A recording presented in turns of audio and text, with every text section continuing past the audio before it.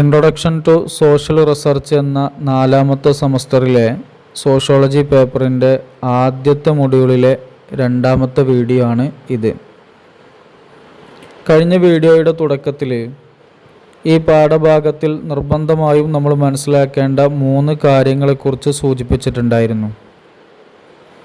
അതിലൊന്നാണ് വസ്തുനിഷ്ഠത അഥവാ ഒബ്ജക്റ്റിവിറ്റി എന്നത്. നമ്മളൊരു ഗവേഷണം നടത്തുന്ന സമയത്ത് ഗവേഷണ വിഷയവുമായി ബന്ധപ്പെട്ടുകൊണ്ടുള്ള ഒരുപാട് തെളിവുകളും ഒരുപാട് വിവരങ്ങളും നമുക്ക് കിട്ടും. ആ കിട്ടിയ വിവരങ്ങളെയും തെളിവുകളെയും ഉപയോഗപ്പെടുത്തി നല്ല ഒരു റിസൾട്ടിലേക്ക് എത്തുക എന്നുള്ളതാണ് ഗവേഷണത്തിൻ്റെ ലക്ഷ്യം. വസ്തുനിഷ്ഠത എന്ന് പറഞ്ഞാൽ പക്ഷപാതവും മുൻവിധികളുമില്ലാതെ വസ്തുതകളെയും തെളിവുകളെയും അടിസ്ഥാനമാക്കി നമ്മളൊരു നിഗമനത്തിലേക്ക്, ഒരു റിസൾട്ടിലേക്ക് എത്തുക എന്നുള്ളതാണ് ഒബ്ജക്റ്റിവിറ്റി അല്ലെങ്കിൽ വസ്തുനിഷ്ഠത എന്ന് പറയുന്നത്. നമ്മുടെ പഠനം നടത്തുന്ന വിഷയത്തിൽ നമ്മൾ ഏതെങ്കിലും ഒരു വിഭാഗത്തിൻ്റെ കൂടെ നിൽക്കാൻ പാടില്ല. ഉദാഹരണത്തിന് ആദിവാസികളും സാധാരണക്കാരായ ആളുകളെക്കുറിച്ചുമുള്ള പഠനം നടത്തുന്നു. നമ്മളൊരു സാധാരണക്കാരനായതുകൊണ്ട് നമ്മുടെ ഗവേഷണത്തിൻ്റെ റിസൾട്ട് സാധാരണക്കാർക്ക് അനുകൂലമായി നമ്മൾ നേരത്തെ തന്നെ തയ്യാറാക്കി വെക്കാൻ പാടില്ല. മറിച്ച് നമ്മൾ പഠനം നടത്തി നമുക്ക് കിട്ടുന്ന നമ്മുടെ തെളിവുകളുടെയും നമ്മൾ ശേഖരിച്ച വിവരങ്ങളുടെയും അടിസ്ഥാനത്തിൽ ആർക്ക് അനുകൂലമായാണോ റിസൾട്ട് വരുന്നതെങ്കിൽ അത് സത്യസന്ധമായി നമ്മൾ രേഖപ്പെടുത്തണം. 2ാമത്തൊരു കാര്യം, മുൻവിധികൾ ഉണ്ടാവാൻ പാടില്ല. പഠനം തുടങ്ങുന്നതിൻ്റെ മുമ്പ് തന്നെ ഞാൻ ഈ ഗവേഷണത്തിൽ ആദിവാസികൾക്കെതിരായ കാര്യങ്ങൾ മാത്രമേ പറയുകയുള്ളൂ എന്നുള്ളൊരു മുൻവിധി, ഒരു മുൻ തീരുമാനം നമുക്കുണ്ടാവാൻ പാടില്ല. അങ്ങനെ ഉണ്ടായാൽ അത് ആ ഗവേഷണം കൃത്യമായ രൂപത്തിലല്ല നടന്നത്. അവിടെ ആ ഗവേഷണം ഒബ്ജക്റ്റിവിറ്റി അഥവാ വസ്തുനിഷ്ഠത പാലിക്കാതെയാണ് നടന്നിട്ടുള്ളത്. അപ്പോൾ വസ്തുനിഷ്ഠത എന്ന് പറഞ്ഞാൽ പക്ഷപാതവും മുൻവിധികളുമില്ലാതെ നമുക്ക് കിട്ടിയ തെളിവുകളുടെയും വിവരങ്ങളുടെയും അടിസ്ഥാനത്തിൽ കൃത്യമായൊരു റിസൾട്ടിലേക്ക് എത്തിച്ചേരുക എന്നുള്ളതാണ് വസ്തുനിഷ്ഠത എന്നതുകൊണ്ട് ഉദ്ദേശിക്കുന്നത്. സാമൂഹ്യശാസ്ത്ര പഠനങ്ങളിൽ വസ്തുനിഷ്ഠത പാലിക്കുക എന്നുള്ളത് വളരെ റിസ്ക് ഉള്ള ഒരു കാര്യമാണ്. അത്ര തന്നെ എളുപ്പത്തിൽ നമുക്കൊരു ഗവേഷണത്തിൽ വസ്തുനിഷ്ഠത കൊണ്ടുവരാൻ കഴിയുകയില്ല. പലപ്പോഴും നമ്മുടെ ഗവേഷണങ്ങളിലെ വസ്തുനിഷ്ഠതയെ പ്രതികൂലമായി ബാധിക്കുന്ന ഒരുപാട് ഘടകങ്ങളുണ്ട്. പ്രധാനമായും 4 രീതിയിലാണ്. ഒന്നാമത്തത് വ്യക്തിപരമായ മുൻവിധികളും പക്ഷപാതവും. നമ്മളൊരു പഠനം നടത്തുന്നതിൻ്റെ മുമ്പേ തന്നെ ആ വിഷയത്തെക്കുറിച്ചുള്ള എൻ്റെ തീരുമാനം ഇതാണ്, ഞാൻ ഇതിനനുസരിച്ചാണ് ഗവേഷണം നടത്തുക എന്നുള്ളൊരു മുൻ തീരുമാനമോ അല്ലെങ്കിൽ ഏതെങ്കിലും ഒരു വിഭാഗത്തിൻ്റെ, ഏതെങ്കിലും ഒരു ടീമിൻ്റെ അല്ലെങ്കിൽ ഏതെങ്കിലും ഒരു പ്രത്യേകമായ റിസൾട്ട് തയ്യാറാക്കുന്നതിന് വേണ്ടി നമ്മൾ ശ്രമിക്കാൻ പാടില്ല. അത് വസ്തുനിഷ്ഠതയെ പ്രതികൂലമായി ബാധിക്കുന്ന കാര്യമാണ്. മൂല്യനിർണ്ണയം അഥവാ മൂല്യങ്ങളെ സംബന്ധിച്ച വിധി നിർണ്ണയം വസ്തുനിഷ്ഠതയെ പ്രതികൂലമായി ബാധിക്കുന്ന ഘടകമാണ്.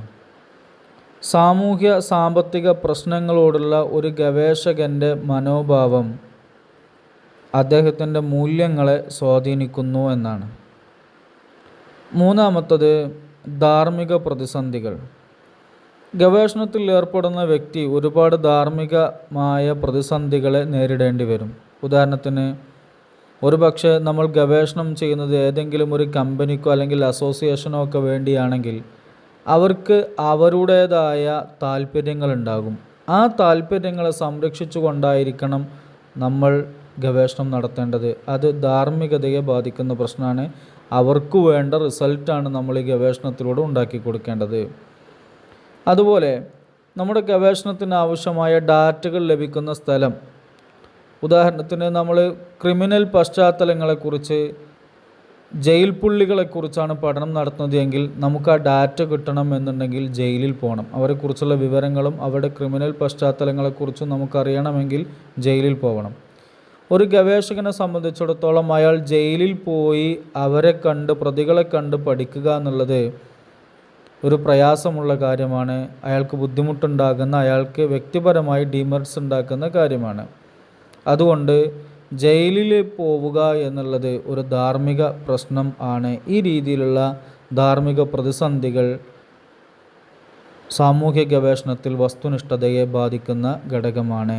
നാലാമത്തത് സാമൂഹ്യ പ്രതിഭാസങ്ങളുടെ സങ്കീർണത.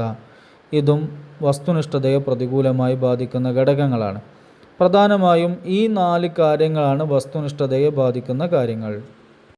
ഗവേഷണത്തിനിടയിൽ ധാർമ്മിക പ്രശ്നങ്ങൾ നേരിടുക എന്നുള്ളത് സോഷ്യൽ റിസർച്ചിൻ്റെ ഏറ്റവും വലിയ പ്രത്യേകതയാണ്. കാരണം സാമൂഹ്യശാസ്ത്ര ഗവേഷണം എന്ന് പറഞ്ഞാൽ തന്നെ സമൂഹവുമായി ബന്ധപ്പെട്ടുകൊണ്ടുള്ള പ്രശ്നങ്ങളെക്കുറിച്ചുള്ള പഠനമാണ്. അതുകൊണ്ട് പലപ്പോഴും സോഷ്യൽ റിസർച്ചിൽ ധാർമ്മിക പ്രശ്നങ്ങൾ ഉയർന്നു വരാനുണ്ട്. പ്രധാനപ്പെട്ട ധാർമ്മിക പ്രശ്നങ്ങൾ ഏതൊക്കെയാണ് എന്നതിനെക്കുറിച്ചാണ് ഇനി നമ്മൾ പറയുന്നത്. ഒന്ന്, നമ്മൾ തിരഞ്ഞെടുക്കുന്ന ഗവേഷണ വിഷയം തന്നെ ഒരുപക്ഷെ ധാർമ്മിക പ്രശ്നങ്ങൾ ഉൾക്കൊള്ളുന്നതേ ആവാം. ഉദാഹരണത്തിന് സമൂഹത്തിലെ മദ്യപാനം അതൊരു ധാർമ്മിക പ്രശ്നമാണ്. വ്യഭിചാരം, ക്രിമിനൽ, ഇതൊക്കെ ധാർമ്മിക പ്രശ്നങ്ങളാണ്. ഒരുപക്ഷെ നമ്മൾ തിരഞ്ഞെടുക്കുന്ന വിഷയങ്ങൾ തന്നെ ധാർമ്മികമായി പ്രശ്നങ്ങളുള്ളതായിരിക്കാം. അതുകൊണ്ട് ഗവേഷണ പ്രശ്നം തന്നെ ചിലപ്പോൾ ധാർമ്മിക പ്രതിസന്ധികൾ സൃഷ്ടിക്കാറുണ്ട്. പ്രധാനപ്പെട്ട ധാർമ്മിക പ്രശ്നങ്ങളിലെ രണ്ടാമത്തത് ഗവേഷണത്തിനുള്ള ക്രമീകരണങ്ങളാണ്. നമ്മുടെ ഗവേഷണ വിഷയവുമായി ബന്ധപ്പെട്ടുകൊണ്ട് ഒരുപക്ഷെ നമുക്ക് അത്തരം സ്ഥലങ്ങൾ സന്ദർശിക്കേണ്ടതായി വരാം. അപ്പോൾ ഗവേഷണത്തിൽ റിസ്ക് ഉള്ള സ്ഥലങ്ങൾ സന്ദർശിക്കേണ്ടി വരും. ഉദാഹരണത്തിന് ആശുപത്രികൾ, ജയിലുകൾ, സ്കൂളുകൾ, ഇവിടങ്ങളിലൊക്കെ പോയി ഗവേഷണം നടത്തുക എന്നുള്ളതും ഒരു വിഷയത്തെക്കുറിച്ച് പഠിക്കുക എന്നുള്ളതും വളരെ പ്രയാസമുള്ള കാര്യമാണ്. ഇതും ഒരു ധാർമ്മിക പ്രശ്നം ആണ്. മൂന്നാമത്തത് നേരത്തെ സൂചിപ്പിച്ചതുപോലെ ഗവേഷണ ഫലം.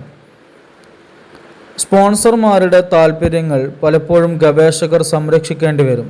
കാരണം നമ്മളെ കൊണ്ട് ഗവേഷണം ചെയ്യിപ്പിക്കുന്ന സ്പോൺസർമാർക്ക് നമ്മുടെ റിസൾട്ട് കിട്ടിയ ശേഷം അവർക്ക് അതുമായി ബന്ധപ്പെട്ടുകൊണ്ടുള്ള മറ്റു കാര്യങ്ങൾ ചെയ്യാനുണ്ടാവും. അതുകൊണ്ട് അവർക്ക് കിട്ടേണ്ടത് നേരത്തെ അവർ തയ്യാറാക്കി വെച്ചൊരു റിസൾട്ടാണ്. ആ റിസൾട്ടാണ് നമ്മൾ ഗവേഷകരായ ആളുകൾ ഉണ്ടാക്കി കൊടുക്കേണ്ടത്. അതുകൊണ്ട് ഇത്തരത്തിൽ സ്പോൺസർമാർക്ക് വേണ്ടി പ്രത്യേകം റിസൾട്ടുകൾ നമ്മൾ തയ്യാറാക്കി കൊടുക്കുക എന്നുള്ളതും ഒരു ധാർമ്മിക പ്രശ്നമാണ്. സാമൂഹ്യ ഗവേഷണത്തിനിടയ്ക്ക് ഉയർന്നു വരാനിടയുള്ള പ്രധാനപ്പെട്ട 3 ധാർമ്മിക പ്രശ്നങ്ങളാണ് നമ്മൾ സൂചിപ്പിച്ചത്. ഇനി പാഠഭാഗത്തിലെ വളരെ പ്രധാനപ്പെട്ടൊരു ഭാഗത്തേക്കാണ് നമ്മൾ പോകുന്നത്. വിവിധ തരം സാമൂഹ്യ ഗവേഷണങ്ങളും അവയുടെ രീതികളും. Types of social research and it's method. വിവിധ തരം സാമൂഹ്യ ഗവേഷണ രീതികളെക്കുറിച്ചാണ് ഇനി പറയുന്നത്. ശാസ്ത്രീയമായ രീതികൾ ഉപയോഗിച്ച് പ്രശ്നങ്ങൾക്ക് പരിഹാരം കണ്ടെത്തുക എന്നുള്ളതാണ് ഗവേഷണത്തിൻ്റെ ലക്ഷ്യം. അതാണ് ഗവേഷണം കൊണ്ട് ഉദ്ദേശിക്കുന്നത്. എന്തുകൊണ്ടാണ് ഇതിങ്ങനെയായത്, എന്താണതിന് കാരണം, എങ്ങനെയാണ് ഇതിന് പരിഹാരം കാണാൻ കഴിയുക തുടങ്ങിയ ചോദ്യങ്ങളിൽ നിന്നാണ് നമ്മുടെ ഗവേഷണം ആരംഭിക്കേണ്ടത്. ഒരു പ്രശ്നത്തിൽ നിന്നാണ് ഗവേഷണം തുടങ്ങുന്നത്. നമ്മുടെ മുമ്പിലൊരു പ്രശ്നം ഉണ്ടാവും. ആ പ്രശ്നത്തെ ചർച്ച ചെയ്തുകൊണ്ടാണ് നമ്മുടെ ഗവേഷണം ആരംഭിക്കുന്നത്. നമ്മുടെ മുമ്പിലുള്ള പ്രശ്നത്തിൻ്റെ സ്വഭാവമനുസരിച്ച് ഗവേഷണ രീതിയും അതുമായി ബന്ധപ്പെട്ടുകൊണ്ടുള്ള നടപടിക്രമങ്ങളുമൊക്കെ വ്യത്യാസപ്പെടും. ഗവേഷണത്തിൻ്റെ ഉദ്ദേശം, രീതിശാസ്ത്രം എന്നിവക്കനുസരിച്ചുകൊണ്ട് ഗവേഷണത്തെ നമുക്ക് തരംതിരിക്കാം. നമ്മൾ ഗവേഷണം നടത്തുന്നതിൻ്റെ ഉദ്ദേശം അനുസരിച്ചുകൊണ്ട് ഗവേഷണത്തെ നമുക്ക് 5 ഇനമാക്കിക്കൊണ്ട് തരംതിരിക്കാം. അപ്പോൾ ഉദ്ദേശം അനുസരിച്ചുകൊണ്ട്, നമ്മുടെ ഗവേഷണത്തിൻ്റെ ഉദ്ദേശം അനുസരിച്ചുകൊണ്ട് 5 ഇനമാണ് ഗവേഷണങ്ങളുള്ളത്. ഒന്നാമത്തത് പ്യുവർ റിസർച്ച്, അഥവാ മലയാളത്തിൽ ശുദ്ധ ഗവേഷണം അല്ലെങ്കിൽ അടിസ്ഥാന ഗവേഷണം എന്ന് പറയാം. രണ്ടാമത്തത് അപ്ലൈഡ് റിസർച്ച്. 3 exploratory research.